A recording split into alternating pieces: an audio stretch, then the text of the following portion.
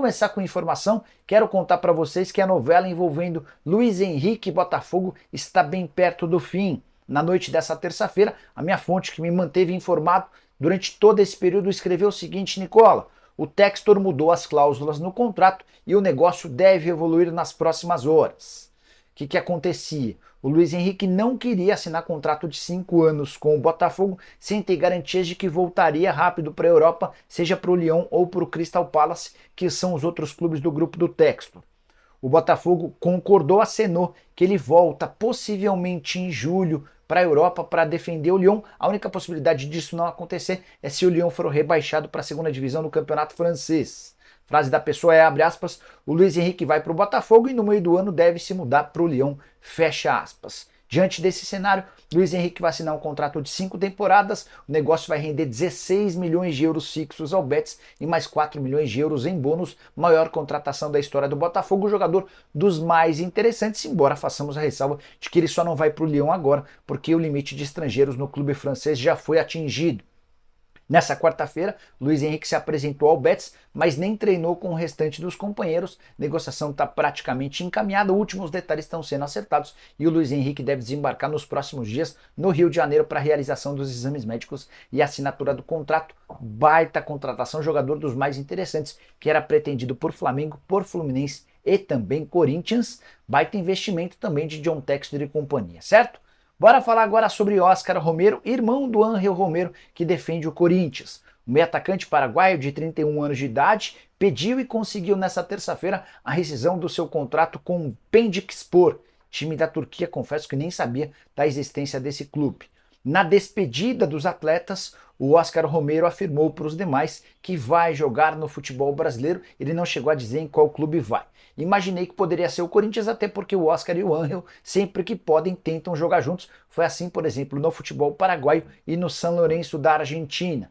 Antes de gravar o vídeo, consultei uma fonte no Corinthians e essa pessoa assegurou que o nome do Óscar Romero não havia sido discutido internamente. Pode ser que essa pessoa esteja me despistando, mas imagino que nesse momento o Óscar Romero esteja vindo para o Brasil para atuar em outro clube. Jogador com características diferentes em relação ao irmão. Se o Ángel Romero é ponta, o Óscar Romero costuma jogar como um meio atacante organizador na região central do campo. Passagens por São Lourenço, Boca Juniors, antes de atuar na Turquia também esteve no Xangai Shenhua da China, enfim, até mais interessante do ponto de vista técnico do que o atleta do Corinthians. Caberia no seu time do coração? Bora mudar de assunto e falar sobre Bernard, atacante que está mais perto de virar reforço do Galo.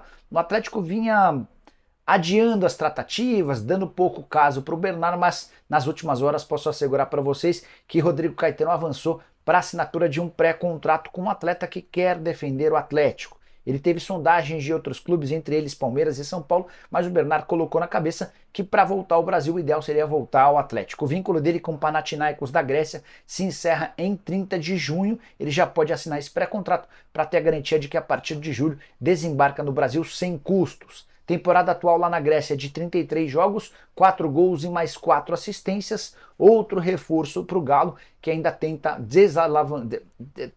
acertar ou acelerar aquela negociação com o Luiz Henrique, atleta que pertence ao Olympique de Marselha. Houve uma reunião nessa terça-feira entre os representantes do clube francês e os caras que representam o jogador e não houve avanço para a liberação para o Galo.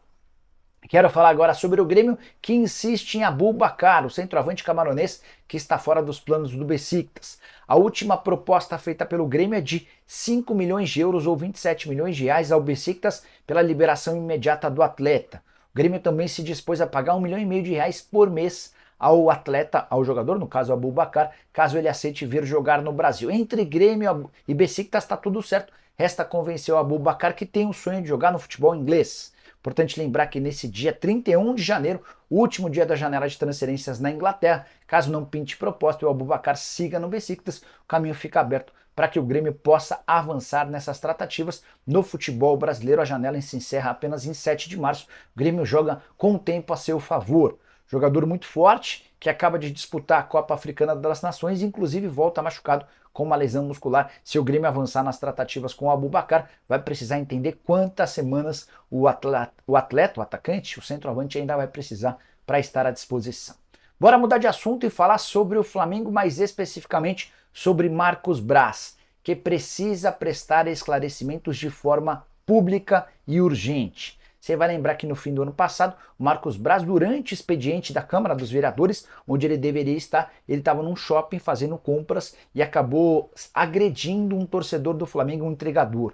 Na oportunidade, ele concedeu uma entrevista e disse ter sido ameaçado de morte, ele e a sua filha, de 14 anos de idade, que estava ao seu lado. Mas, nessa terça-feira, foram divulgadas imagens do circuito de segurança do shopping, onde o Marcos Braz estava, e todas as versões do Marcos Braz foram desmentidas. Primeiro que a filha do Marcos Braz estava no shopping, mas não estava com ele. Ou seja, se houve ameaça, a ameaça foi apenas ao Braz. O entregador, que é torcedor rubro-negro, assegura que não fez nenhuma ameaça, só pediu para que o Marcos Braz deixasse o Flamengo diante do péssimo momento do time. Também ficou muito claro que foi o Braz quem correu atrás do entregador para agredi-lo, eles caem, o Marcos Braz morde a virilha do entregador, depois levanta e dá chutes na cabeça do torcedor do Flamengo. Ele ainda conta com a ajuda de um segurança, um amigo, que também agride esse entregador. Enfim, ficou muito claro que o Marcos Braz bateu sem grandes motivos nesse torcedor rubro-negro, e essa história de que a filha dele havia sido ameaçada cai por terra. O próprio Ministério Público trabalha em cima dessa tese e vai pedir punições ao Marcos Braz. Ao mesmo tempo, diante da divulgação dessas imagens, alguns grupos políticos do Flamengo já se movimentam para pedir que o Marcos Braz seja excluído do futebol rubro-negro. E aí ficou muito claro que o Marcos Braz mentiu na cara dura quando concedeu uma entrevista coletiva dia seguinte ao episódio, afirmando que o entregador havia ameaçado a filha dele. Marcos Braz precisa prestar esclarecimentos, por mais que tenha costas quentes, por mais que a relação dele com Rodolfo Landim seja boa, esse tipo de episódio não pode acontecer. Ele agrediu um torcedor do Flamengo sem grandes motivos, e isso não pode ser aceito em hipótese alguma. Só para fechar sobre o Fla, queria contar que o Tite estuda utilizar na noite dessa quarta-feira, no jogo contra o Sampaio Corrêa lá no Mangueirão, dupla de ataque formada por Bruno Henrique e Gabigol. Provável time do Flamengo com Rossi, Wesley, Davi Luiz, Léo Pereira e Ayrton Lucas, Pulgar, Gerson, Arrasca e De La Cruz, Bruno Henrique e Gabigol. Você gosta? Use espaço para comentários e avalie, beleza? Hora de falar sobre o São Paulo. O tricolor colocou fim ao tabu de nunca ter vencido na Neoquímica Arena depois de quase 10 anos de confronto. Nessa terça-feira, a vitória por 2-1. São Paulo chega a abrir 2-0 com gols de Caleri e Luiz Gustavo. Caetano é expulso no fim do primeiro tempo. E no finalzinho do jogo, Arthur Souza desconta para o Corinthians. São Paulo foi sempre superior ao Corinthians e mereceu os 3 pontos. Tricolor que chega a 10 dos 12 pontos possíveis no Campeonato Paulista e agora se prepara para o jogo contra o Palmeiras, final da Supercopa do Brasil, marcada para domingo no Mineirão. Importante contar também que depois da partida, Júlio Casares, presidente do São Paulo, admitiu ter pago um bicho extra para os atletas. Queria contar um pouquinho dos bastidores. São Paulo não paga bicho por vitória. Os prêmios são atrelados à performance em cada uma das fases e também a conquistas de título, de classificação para tal campeonato, enfim. Então não haveria prêmio em caso de vitória contra o Corinthians. Mas no último domingo, Júlio Casares, muito incomodado com esse tabu, comunicou aos atletas que faria o pagamento de um prêmio especial em caso de triunfo na Neoquímica Arena. Esse valor não foi divulgado, mas posso assegurar para vocês que os atletas que estiveram no campo ou no banco de reservas saíram com uma grana para fazer uma feira bastante interessante, uma graninha extra que certamente vai ajudar. Só para arrematar, vale a lembrança de que eram 18 confrontos entre São Paulo e Corinthians na Neoquímica Arena, com 11 vitórias do Corinthians, 7 empates e agora a primeira vitória São Paulina.